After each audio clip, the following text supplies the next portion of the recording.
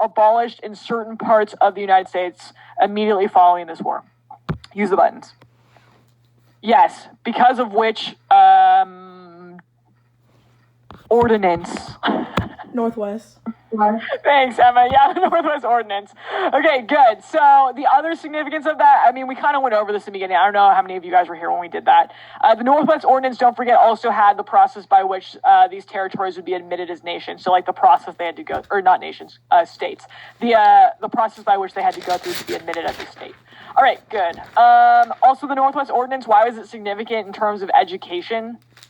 Why is it different than our other documents? Required schools. It encouraged education, and that's like not common in our, like that's not in the Constitution or the Declaration of Independence or the Bill of Rights anywhere, right? You don't have a guarantee to public education, free education, that is. Okay, Native Americans of the war, give me a yes or a no. Did it go well for them after the war? They were the real losers. Oh, Sam. All right, no, of course not, right? Okay. All right, and then you've got this group of loyalists, right? So remember, part of the Treaty of Paris was that they wouldn't be persecuted. And so what were some of their reasons for wanting to stay loyal to the crown? There was like two main reasons we talked about.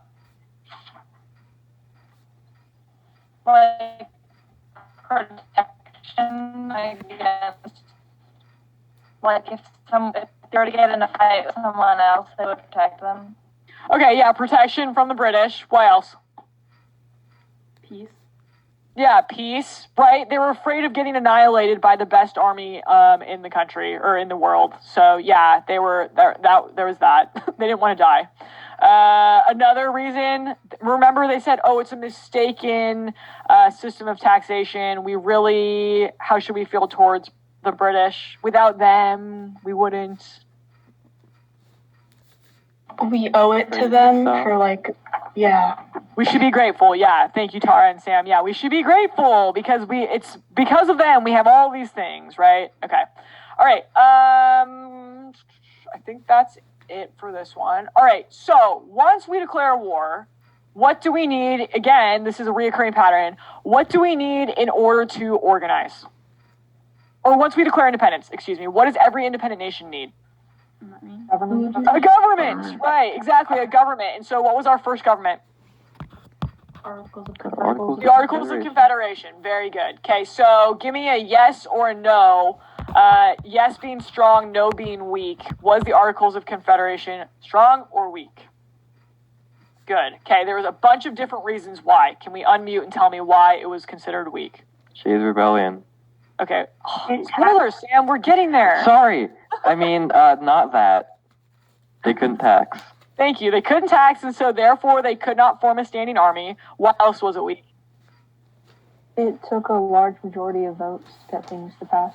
Yeah, okay. It was like 9 of 13, and all 13 were needed to amend. Good. What else? Don't agree on anything. Did they not respond to like a national crisis? Right. So they couldn't respond to a national crisis because there was no what? Military. Yes, that's a good answer, but also they didn't have someone to make decisions.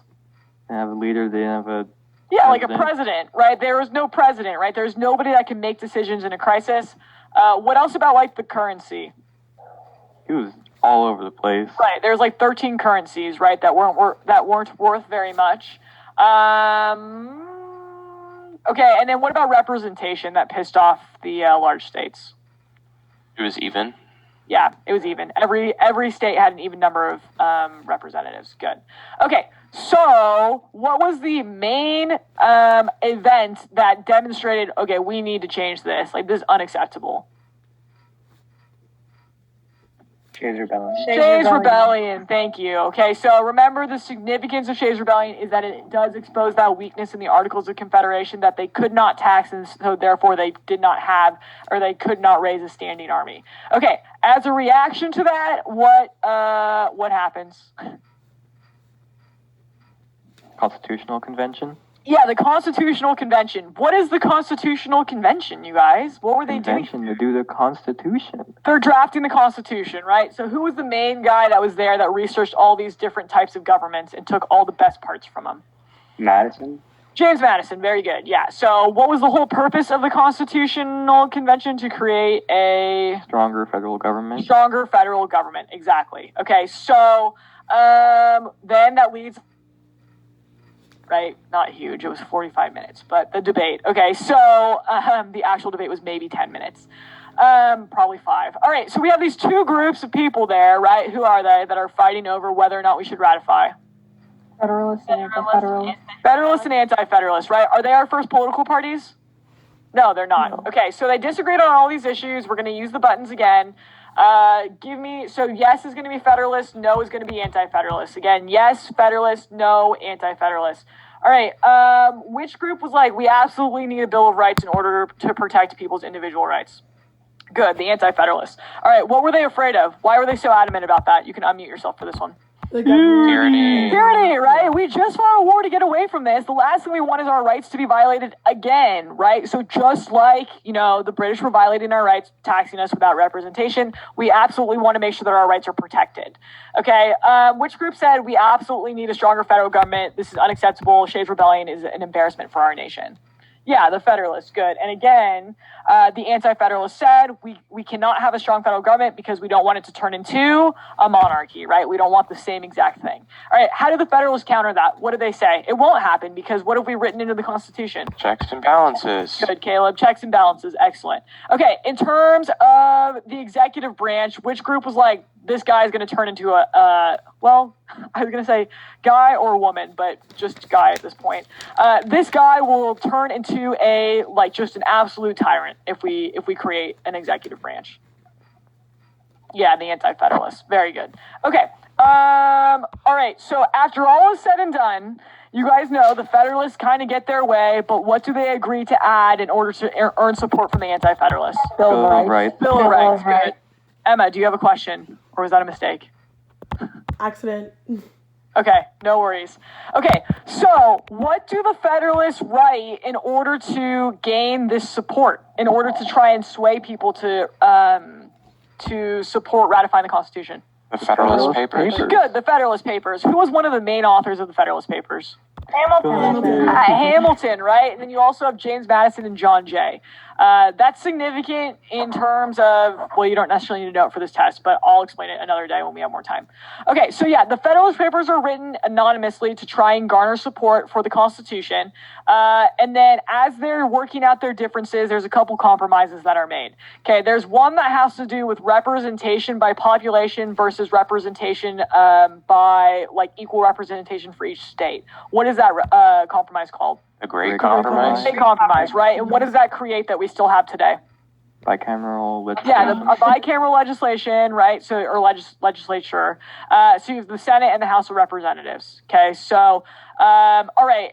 And then in terms of how slaves would be counted, would they be counted or not? What was the name of that compromise? 3/5. 3/5. Yeah, the 3/5 compromise, right? Which said for every 5 white men, it would count for, I'm just totally butchering this. Each African American was worth 3/5 of a person, essentially, is what they were saying. And then I can't remember if I said this in the Ed Puzzle. I read somewhere the way that they came up with 3/5 was that 5 African American men could do the same work as 3 white men. Yeah, yikes. All right, and again, that's baked right into our Constitution, you guys, our founding documents. Obviously, it's repealed now, but still not great. Okay, we've got checks and balances and separation of power. First president, I told you guys, did I say it in the Ed Puzzle? Someone argued with me that it wasn't George Washington one year.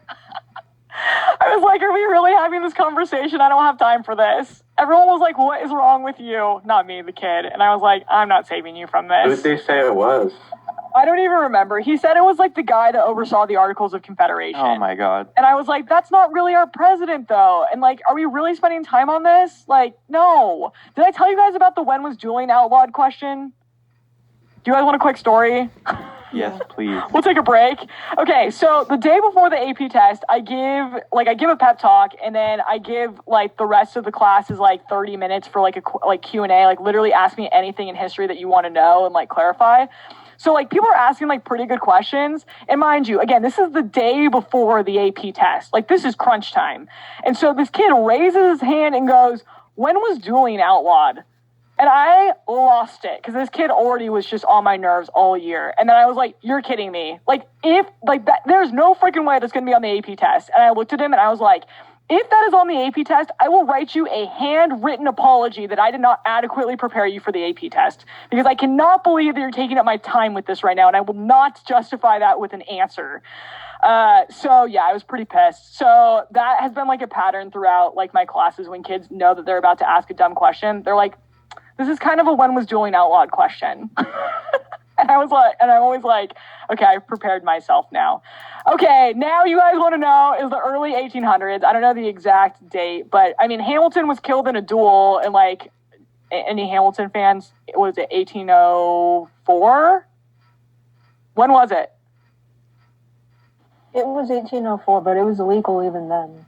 It was illegal then? I thought it was outlawed after that.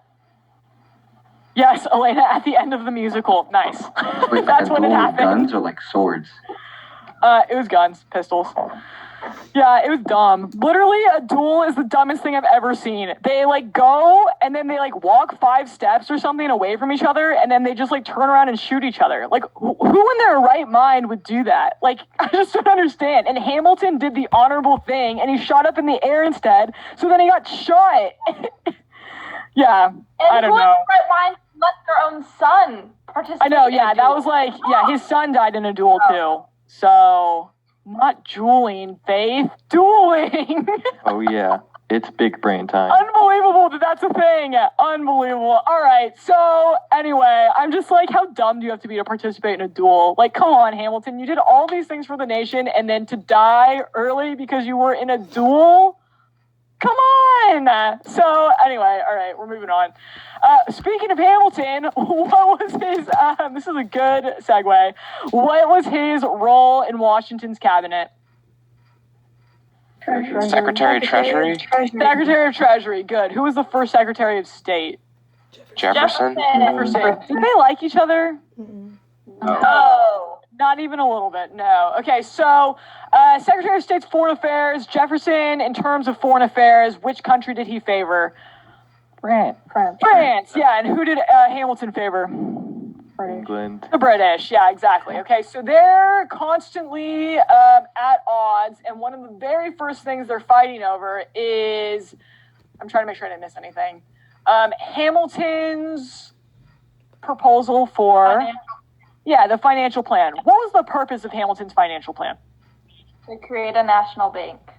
Well, okay, that was part of it, but what was the whole point?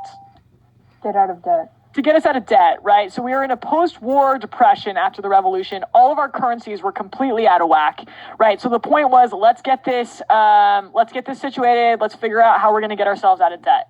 Okay, there's 3 parts to Hamilton's financial plan. The first one was what? What about states' debts? What was the national? Assume states debt. Yeah, assume states' debts, which means states are no longer in debt, right? It goes to the national bank or the national. Yeah, well, it goes to the federal government, right? And so what was the whole purpose? To create a permanent line of credit to encourage other nations to do what? Give loans. Yeah, lend us money, exactly, because to show our permanence, exactly, okay? And then the second part was to create a National bank. national bank, right? And so the national bank would make loans, and therefore then how would we gain money from that? How would there be more money in the economy? Yes. I think you said it, Laura. Interest, right? Yeah, so they'd earn the interest off the loans. Okay, the last one was what? Taxes. Yeah, taxes or tariffs on excise goods as well as foreign goods. Excise goods including what main good? Whiskey. Yeah, whiskey rebellion. Okay, That can exactly. go wrong. Okay, so give me a yes or a no. Did Hamilton's financial plan eventually pass? Yes. Yes. Okay, so what was the compromise that was made? The capital being moved. Yeah, moving the capital to the south because what was Jefferson's argument? If the capital and the bank are in the north, then what? The North has too much power. Too much power, right? What were some other arguments that Jefferson made about the bank as to why it should not exist? It's not written in the Constitution, so you It's can't do it. unconstitutional. Unconstitutional. What else? One sec, Caleb. I see that. Well, it would help northern businesses, and also the South kind of paid off their taxes more than the northern states. Right. So the South wasn't in debt, so all of this stuff is really only favoring the North. It only basically is helping the elites, and by creating the national bank, which government is that giving more power to? Federal government. Federal government, which is exactly what he didn't want because he wanted the government or the power to stay with which governments? States, right? So essentially the Republicans wanted all of the states to kind of act as individual bodies with like a loose federal government just in case, we needed it kind of a thing. Okay, so you can really think about today how that did that come true? How is it different? What aspects have stayed true still today in 2020? Okay, Caleb asked, so they wanted to get out of debt by creating a permanent debt. I still don't get it. A permanent line of credit, Caleb. So if you don't really understand it, that's okay. You're not going to be asked the specifics of economics on this test. You just need to that's one of those things you kind of just have to accept. And when I say test, I mean on the AP test either. They're not going to ask you to explain the economics of the financial plan. Okay. Yeah, and I wouldn't expect that. Also, I know that I'm not great at explaining economics. So, how old were all these guys? That's a good question. I think Hamilton was pretty young when he did all this stuff, right? I don't know the exact age. I think he was in his 20s or 30s, very young. I don't know how old everyone else was, Gianna. I think it's a lot different because also remember life expectancy back then was way shorter. They kind of seem like they're around for a long time. They've done a lot of stuff over. I don't know, the time span. Right. And I mean, yes, but right now there's a lot going on in the founding of our nation. George Washington dies not long after he leaves office. So I think he dies in the really early 1800s. Yeah, the life expectancy was very young. So, I mean, I guess because we live longer now, we take more time with our education instead of going out and getting stuff. So, no, obviously our society has progressed, so it's not as easy to become to do all these things at such an early age.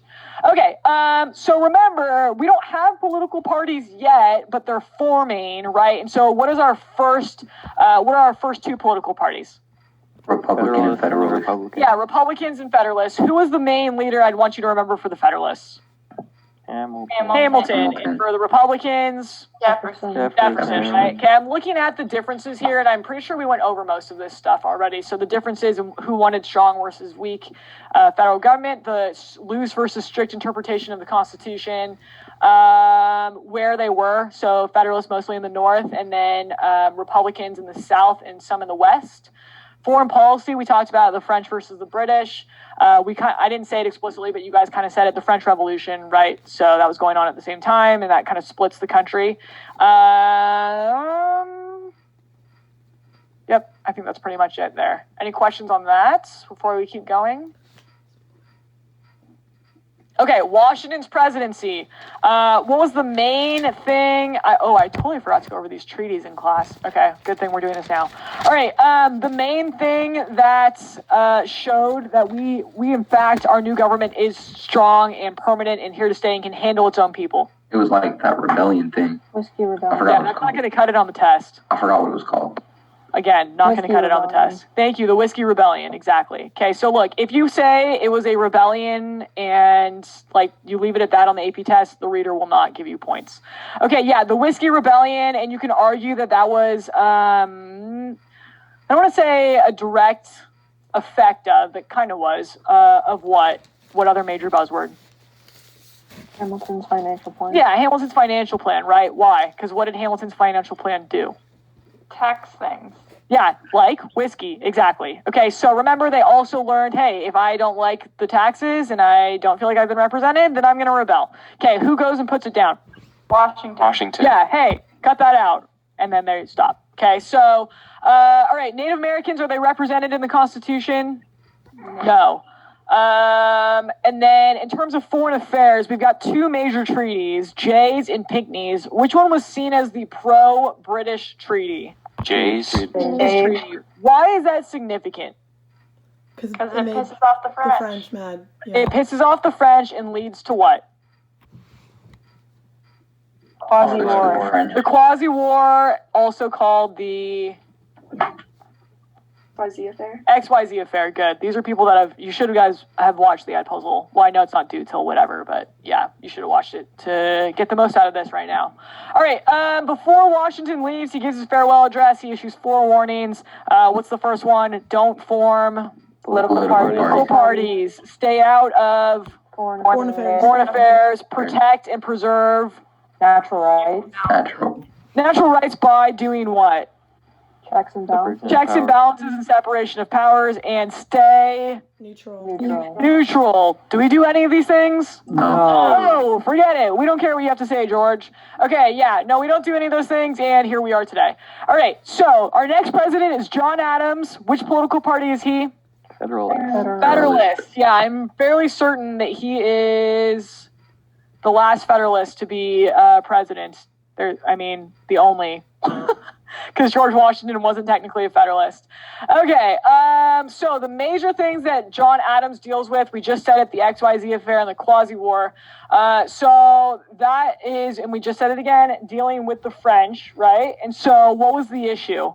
Tensions were high. John Adams does what to try and, ease it over? He sent, some people over to try and smooth things over, and then the foreign minister's like, give us that cash money, boy. Right, and so are we like, yeah, of course, we'll just give you money? No, we're like, we're America, we don't do that, which is actually funny because we were just a baby nation at that point, so I guess we're setting the precedent. No, we are not just going to give you money, right? So as a response to that, what do we do in terms of, trade and stuff like that? Cut off the French. We cut it off, right, and then who do we become closer with? Britain. The British, right? Okay, exactly. So, which party gained support because of how they handled this?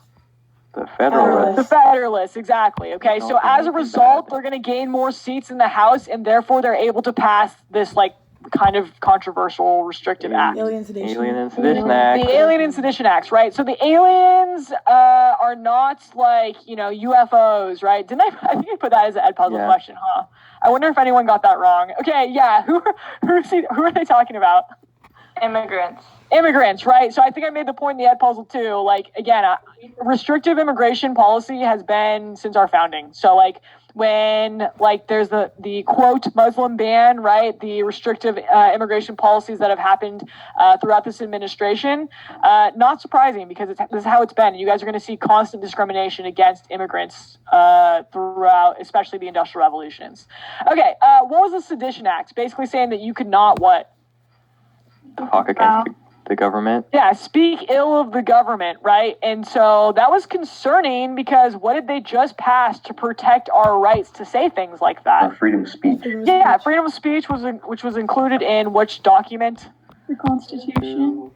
Yes, but Bill of Rights. Bill of Rights, right? Yeah, the Bill of Rights amend the Constitution, right? So yes, the Bill of Rights, right? So some of the Republicans and Republican states were like, wait a minute, you can't just do that, and we're going to counter that. And how do they try and prove that? How do they try and prove that the federal government can't do this? Yeah, the Virginia and Kentucky resolves, right? And so the idea was the states do what for the federal government? They check the power by just saying no. Right. Do that. So let me phrase that question better. Where does the federal government get permission and power to govern from? People. The states and people, right? So the states were Virginia and Kentucky were we're nullifying that. We're not going to do that. Okay, give me a yes or a no. Was that successful? No. Yeah, that didn't work. Okay, so what another significance of this? What does it demonstrate about the state of politics in the late 1700s? People are divided. Yeah, divided, right? Very promptly after George Washington said, don't divide yourselves, especially by geographical discriminations. Yeah, exactly. So, and again, I think I said this, and this will become clearer to you as we move on into Jackson, but that's going to be another way that the South is going to try and secede. They're going to try and nullify. There's something called the nullification crisis, which is the first instance of a threat to secede from the Union. Okay, and then at the very end of this, I talked about the Second Great Awakening. I just mentioned it in there because I wanted you guys to know what's going on. It's starting at the same time. Charles Grandison Finney is the major preacher I want you guys to know. He's like the John Edwards or the George Whitefield of the Second Great Awakening. The major significance of the Second Great Awakening is that it differs from the first in that it inspires societal and moral reforms. It's called the Antebellum Reform Movement. Okay, so from the early 1800s through the Civil War, basically everyone's trying to fix society because they're like, this sucks, right? Slavery, maybe not moral to own other people, right? Oh, maybe women should be equal. Maybe we shouldn't be drunk all the time. Things like that. Okay, so that is not going to be an emphasis for this test. I'm just going to tell you guys that right now. But I wanted you guys to know that it was happening. The other major thing that happened in the late 1700s that increased the demand for slaves was what? Cotton gin. Yeah, the introduction of the cotton gin. Okay, was slavery actually on the decline at that point before the cotton gin came? Yes. Yeah, our forefathers didn't put in the Constitution. I think we've talked about this, where I talked about it to myself in the Ed puzzle, that they, I mean, it would have never got ratified, and so they thought it would be phased out eventually, and then the cotton gin just completely reverses that, and so that like kind of drives us forward through into the 1800s. Okay, and then I left off with the Revolution of 1800, which will be our first thing we cover in the next unit. Okay, we did that all in like 45 minutes. I'm actually impressed that we went that fast. Hopefully I didn't miss anything. All right, now is your time to ask me questions.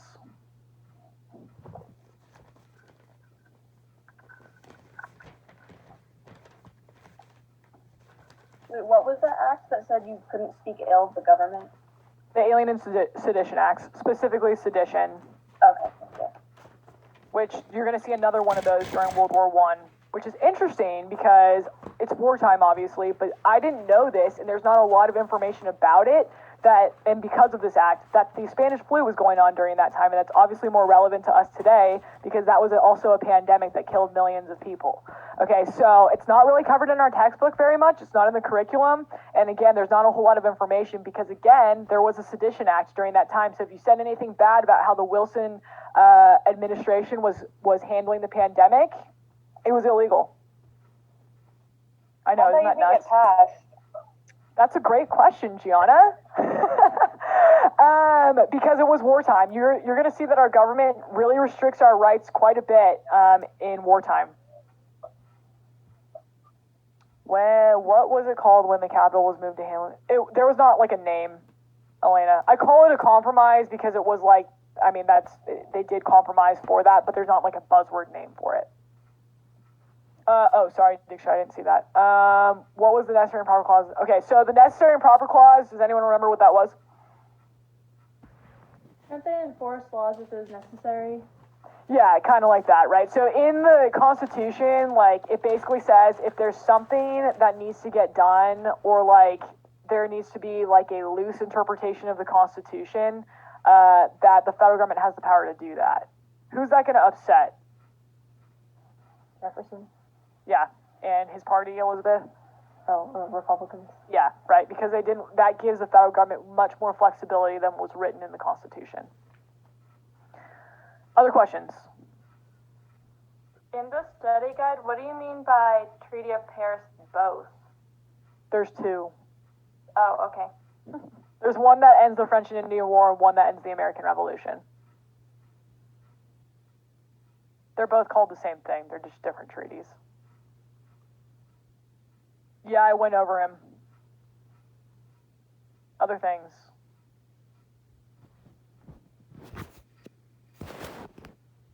How do we feel about this test? Better than the first test. Good. I just want improvement. Okay, other questions? Okay, what is that? What's the Stamp Act, Congress? It was Thing that Congress made to. I got a lot of participation. Caleb, go. Wasn't it just the Congress formed to counteract the Stamp Act or something? Yeah, it was a reaction to the Stamp Act, and it was them organizing against it and basically what are we going to do about this? So boycotts, protests, things like that. And again, why is it significant? What is it showing? Organization against Britain.